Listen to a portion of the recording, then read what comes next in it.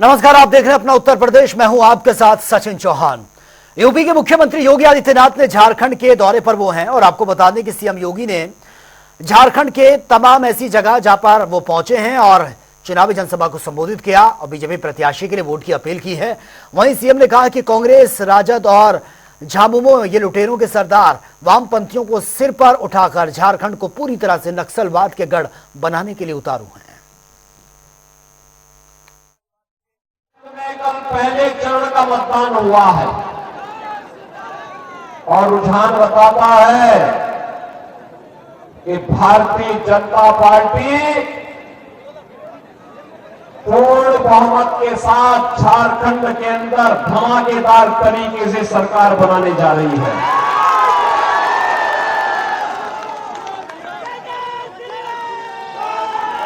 और फिर धमाकेदार तरीके से भाजपा की वापसी होगी, क्यों नहीं? क्योंकि अरे यहां तो 5 साल हुए हैं, अयोध्या में 500 वर्षों का इंतजार समाप्त होकर के भगवान राम का भव्य मंदिर बन गया है। अब झारखंड का इंतजार करने वाला है। झारखंड ने भी तय कर लिया है कि झारखंड को लूटने वाले कांग्रेस, झारखंड मुक्ति मोर्चा, आरजेडी, इन सबको सत्ता से बेदखल करके रहना है। बहन और भाइयों, जब झारखंड का निर्माण हो रहा था तब मैं गोरखपुर से सांसद था और संसद में चर्चा हो रही थी कि कांग्रेस विरोध कर रही थी झारखंड का, आरजेडी विरोध कर रही थी झारखंड का, और आज ये कांग्रेस और आरजेडी दोनों झारखंड मुक्ति मोर्चा की गोद में बैठ करके झारखंड को लूट करके गुमराह करने का कार्य कर रही है। और इसीलिए मैं आज आप सबका आह्वान करने के लिए आया हूं। एक तरफ यहां लूट रहे हैं और दूसरी तरफ लुटेरों के सरदार वामपंथियों को सिर में उठा करके झारखंड को पूरी तरह नक्सलवाद का गढ़ बनाने की तरफ उतारू है। इसको कतई झारखंड में पनपने नहीं देना है। यही आह्वान करने के लिए आज मैं आपके पास आया हूं। और वही डिप्टी सीएम ब्रजेश पाठक कानपुर देहात के अखंड परमाधाम नंदिनी गौशाला सेवा समिति परिसर में पहुंचे हैं। यहां पर उन्होंने 32वें भक्ति योग वेदांत संत सम्मेलन में श्री भागवत कथा में भाग लिया और पूजा अर्चना भी की। इस दौरान पूर्व केंद्रीय मंत्री साध्वी निरंजन ज्योति का आभार भी प्रकट किया। उत्तर प्रदेश में उपचुनाव में कानपुर, शीशामऊ सहित प्रदेश की 9 की 9 सीटें भारतीय जनता पार्टी गठबंधन के साथ जीत रही है। और आज दीदी ने यहाँ पर जो महायज्ञ का आयोजन किया है, मैं उत्तर प्रदेश के सामूहिक जो डेवलपमेंट है, सबका विकास हो, और दीदी ने जिस ढंग से यज्ञ किया है पूरे क्षेत्र में एक विकास की धारा आएगी, सबके कष्टों का अंत होगा, सुख संपत्ति वैभव आएगा। ऐसे में प्रभु से प्रार्थना करता हूँ। और प्रयागराज वाली सीट भी हम लोग जीत रहे हैं, फूलपुर भी जीत रहे हैं। चलिए आगे बढ़ते हैं। यूपी उपचुनाव को लेकर सियासी घमासान इस वक्त मचा हुआ है। मैनपुरी की करहल विधानसभा क्षेत्र में मतदाताओं का मिजाज एक ही नेता पर कई बार भरोसा जताने का रहा है। जिस पर एक बार भरोसा जताया उसका साथ एकदम से नहीं छोड़ा। दरअसल इस सीट पर समाजवादी पार्टी का कब्जा रहा, जिसके चलते इसे हॉट सीट भी माना जाता है, क्योंकि इस सीट से सपा का बहुत पुराना रिश्ता है। इसको लेकर सपा ने यादव परिवार से तेज प्रताप यादव को कैंडिडेट बनाया। बात करें बीजेपी की तो इस सीट पर जीत के लिए बीजेपी आज भी आस लगाए बैठी है। वहीं करहल विधानसभा सीट पर बीजेपी की ओर से अनुजेश यादव को कैंडिडेट बनाया गया, जिसके चलते आगामी चुनाव में लड़ाई और भी ज्यादा दिलचस्प होती भी नजर आ रही है। एक तरफ जहां सपा के गढ़ में सेंधमारी के लिए बीजेपी ने पूरी ताकत लगा दी, तो दूसरी ओर अब बेटी और समधन की एंट्री ने भी समाजवादी पार्टी की मुश्किलों को और ज्यादा बढ़ा दिया है। ऐसे में सपा अध्यक्ष खुद अब मैदान में उतरने की तैयारी में है। मुलायम सिंह यादव के परिवार के बेटे और दामाद की लड़ाई ने इस चुनाव को और भी ज्यादा दिलचस्प बना दिया है।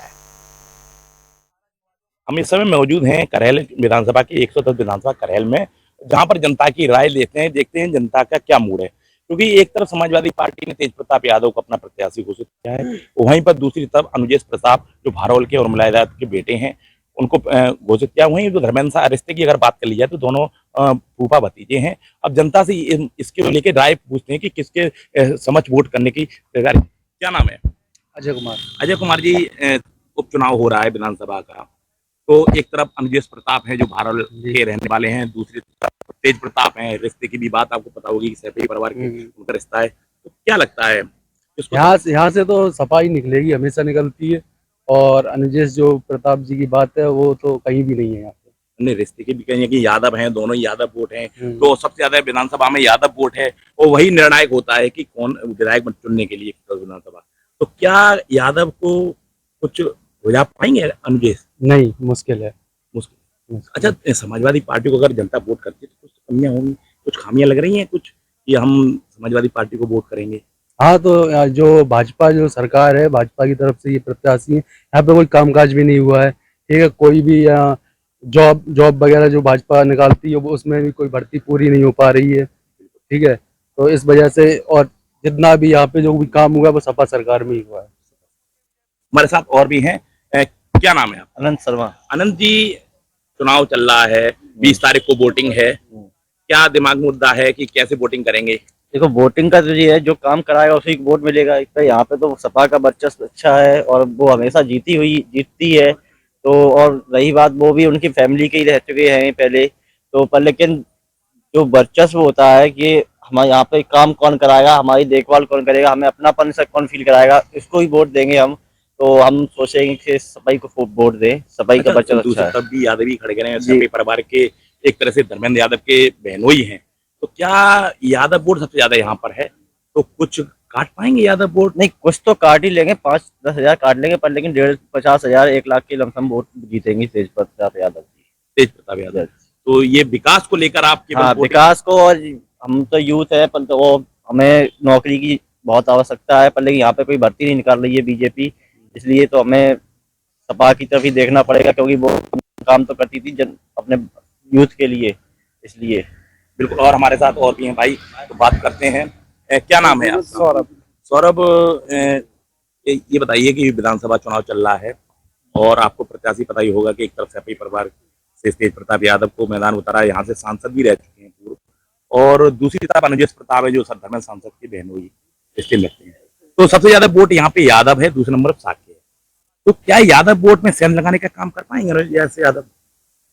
यहाँ पे तो समाजवादी सरकार ही बनेगी और उनका तो वोट केवल काटेंगे वो, लेकिन बनेगी नहीं उनकी सरकार, बीजेपी सरकार नहीं बनेगी, क्योंकि यहाँ पे जो भी सुविधाएं हैं वो समाजवादी की हैं और जो अभी तक मिलती नहीं सुविधाएं वो पहले ही मिली हैं समाजवादी के, मतलब जब वो था तभी मतलब यहाँ पे जो भी काम हुए तभी हुए, उससे पहले कोई काम नहीं हुआ। अब बीजेपी सरकार है, कोई जैसे वैकेंसी निकली तो उसका क्या है कि मतलब वैकेंसी आज निकली तो उससे पहले ही पेपर लीक हो जाता है, बच्चे सब बेरोजगार बैठे हैं, हम जैसे लोग एज निकली जा रही, तो क्या करेंगे हम ऐसी बीजेपी सरकार का?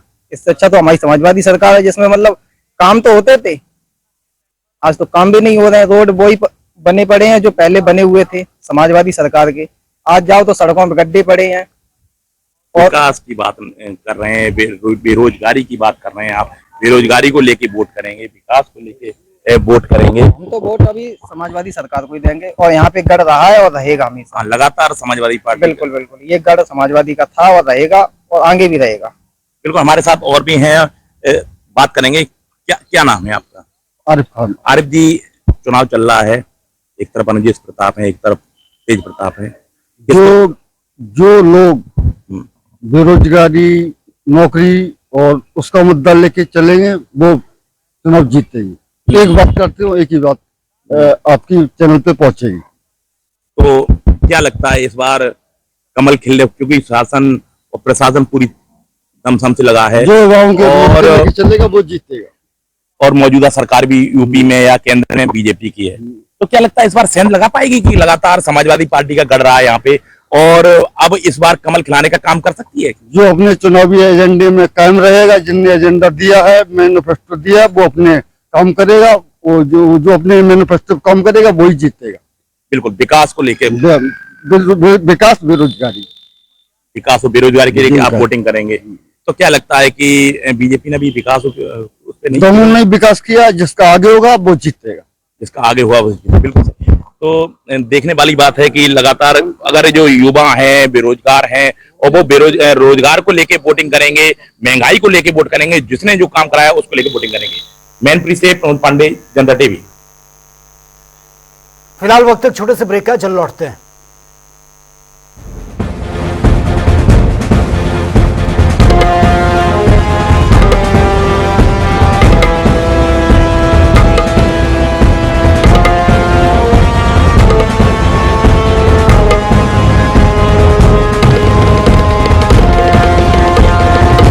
ओ भाई, अब दिन में भी काम करोगे? तो क्या रात में सांप और तेंदुए के साथ काम करेंगे? मैं तो रात को ही काम करता हूँ। दिन में काम किया तो बिजली का बिल बहुत आएगा। इसीलिए सरकार ने सौर कृषि पंप योजना शुरू की है ना। पर अब सरकार ही बदल गई और ये योजना बंद हुई तो? नहीं नहीं, मेरा वोट भाजपा महायुति को। भाजपा महायुति है तो ही सौर कृषि पंप योजना है। कहीं चिकनी कढ़ाई, कहीं कालिक जम आई, जले दूध से जल गए पतीले। ऐसे देसी दागों का विदेशी डिशवॉश साबुनों से हटना नामुमकिन है। इसीलिए अपनाइए नीम, नींबू और राख की ताकत वाला पतंजलि डिश वॉश बार और लिक्विड। हाथों पर नर्म, चिकनाई पर सख्त। पतंजलि डिश वॉश और लिक्विड। सुनो, एक अच्छी इंश्योरेंस पॉलिसी AI से पूछते हैं। एक ऐसी पॉलिसी जिसमें प्रीमियम पेमेंट हो लिमिटेड और इनकम आती रहे लाइफ टाइम। LIC का जीवन उत्सव। एक ऐसी पॉलिसी जो दे होल लाइफ इंश्योरेंस कवर भी। LIC का जीवन उत्सव। वाह, चलो तो LIC की जीवन उत्सव पॉलिसी ही लेते हैं। मैं भी तुमसे यही कह रही थी, LIC का जीवन उत्सव। लाइफ टाइम सेलिब्रेशन मनाइए LIC के जीवन उत्सव के साथ, फ्यूचर सेट है। हर रोज हो जाता हूँ लेट, साफ नहीं होता है मेरा पेट। अब भी मजा आएगा ना वीडियो। पेट दफा, रोग दफा, सबको पता, तुझको नहीं क्यों है पता? अबे घोचू, अक्खा इंडिया को मालूम है। पेट दफा और रोग दफा, एक दफा।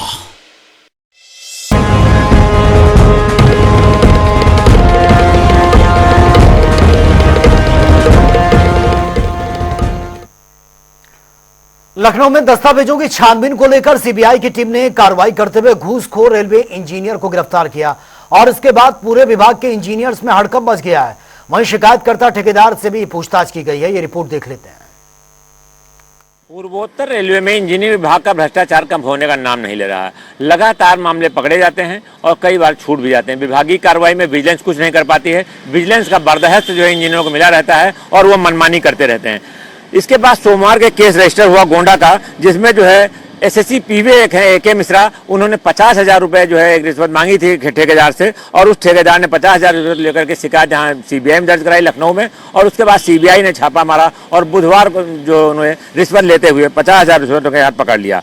अब सीबीआई ने 50,000 रिश्वत लेते हुए पकड़ा तो ये रिश्वत जो रेलवे डिपो जो गोंडा का वहाँ सामग्री लोड करने के लिए प्रति टन 100 रुपए की दर से लेता था और बीते 2 महीने में 500 टन रेलवे सामग्री लोड की है, ये पैसा उसका था। तो सीबीआई की इस कार्रवाई से जो है एक बात जहां तक एसएससी पकड़ा गया, एक जूनियर इंजीनियर भी दायरे में आया हुआ है और उस पर भी कार्रवाई की उम्मीद की जा रही। साथ ही आज जब इंजीनियर को यहाँ अदालत में पेश किया गया तो जो सीबीआई अदालत ने उसे जेल भेज दिया है। इस जेल भेजे जाने से सबसे बड़ी बात है कि अब सीबीआई को मौका भी मिल गया है कि पूरे मामले को कैसे साबित करे और किस तरह पूरे गठजोड़ को खोले, क्योंकि इंजीनियरों का इतना बड़ा जो है रैकेट है उसको खोलना बहुत मुश्किल है।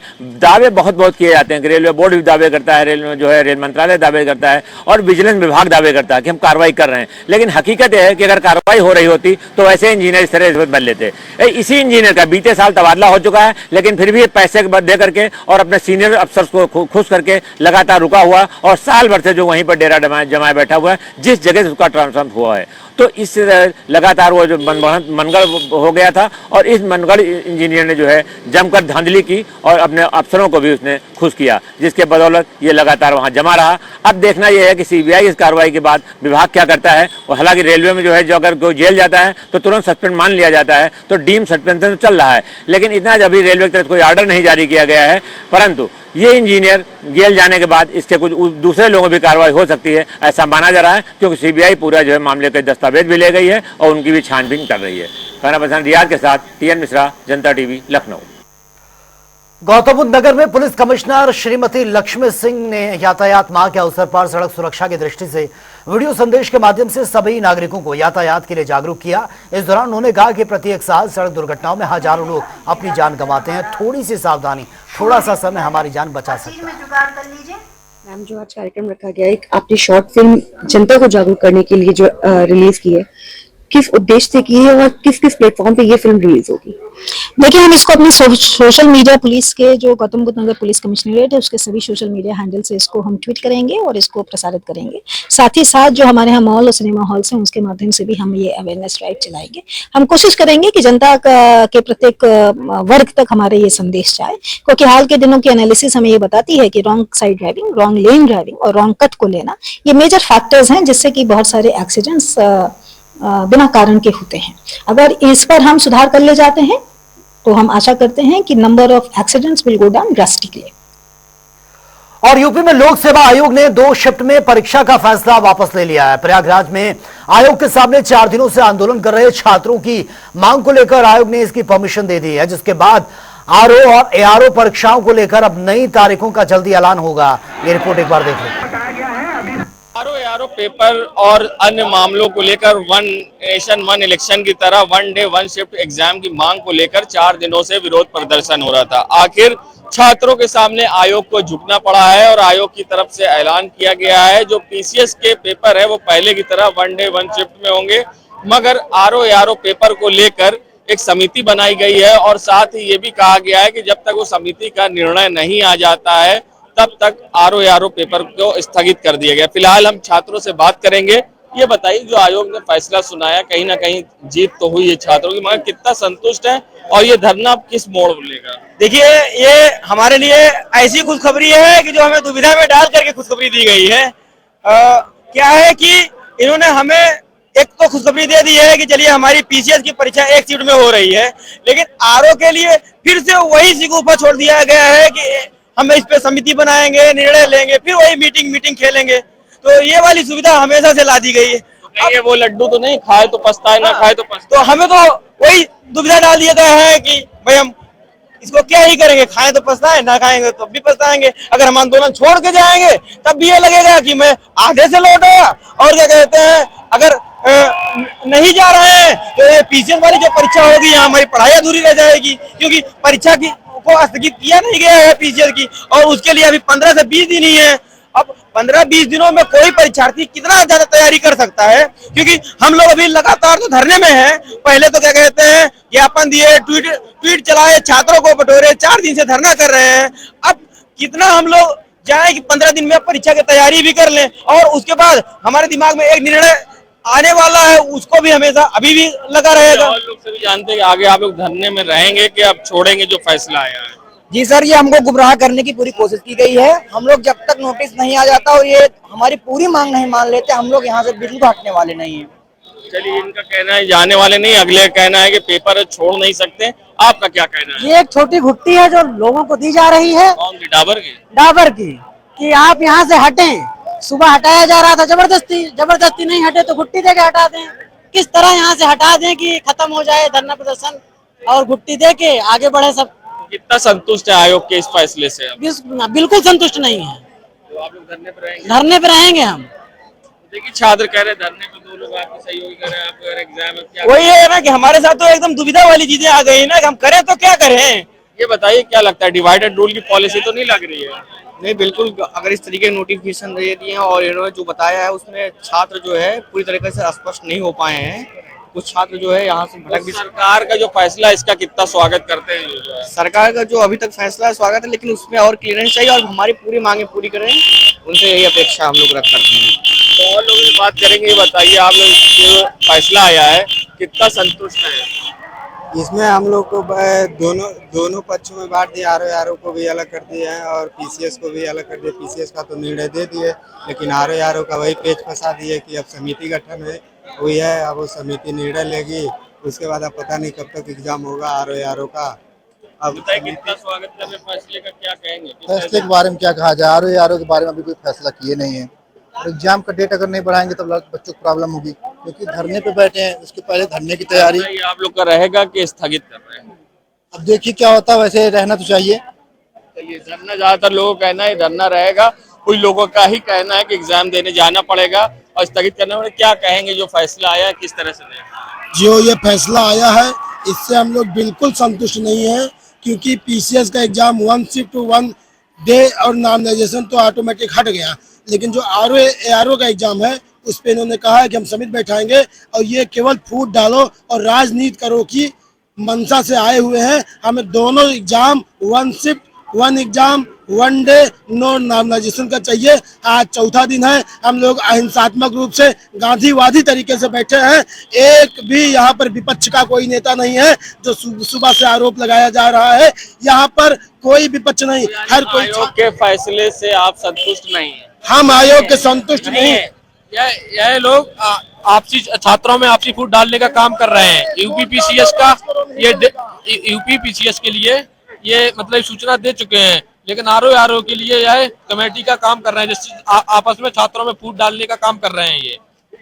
तो देखिए कहीं ना कहीं छात्र को जिससे एक ही संतुष्ट दिखाई दी, ज्यादातर लोग असंतुष्ट दिखाई दिए।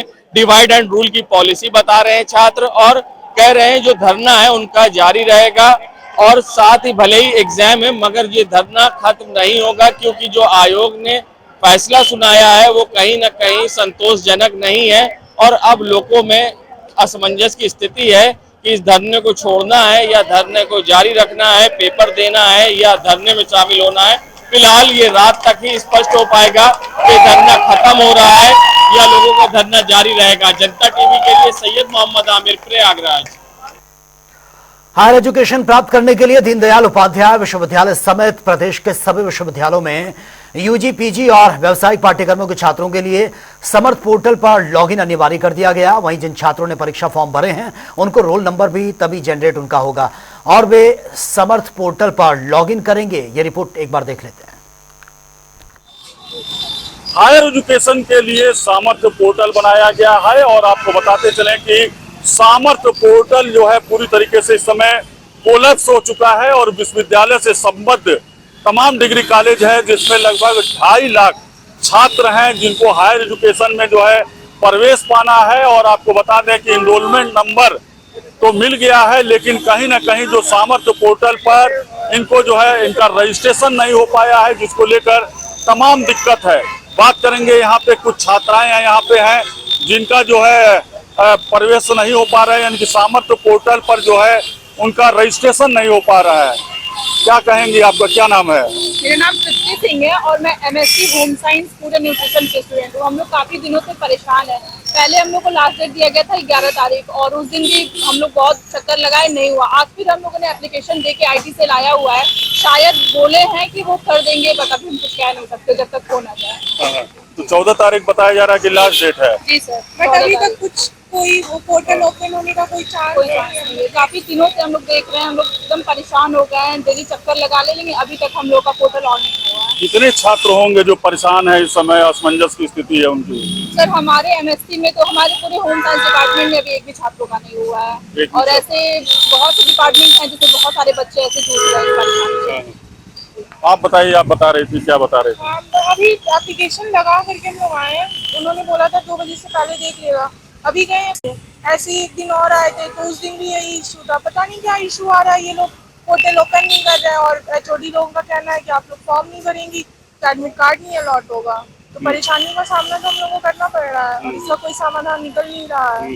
तो सो प्लीज रिक्वेस्ट है कि इस चीज को आप लोग थोड़ा सीरियस। 14 नवंबर लास्ट डेट है, क्या करेंगे अगर नहीं हो पाएगा? नहीं, अगर लास्ट डेट उन्होंने दी है नहीं होगा तो फिर वो डेट एक्सटेंड करेंगे। ये तो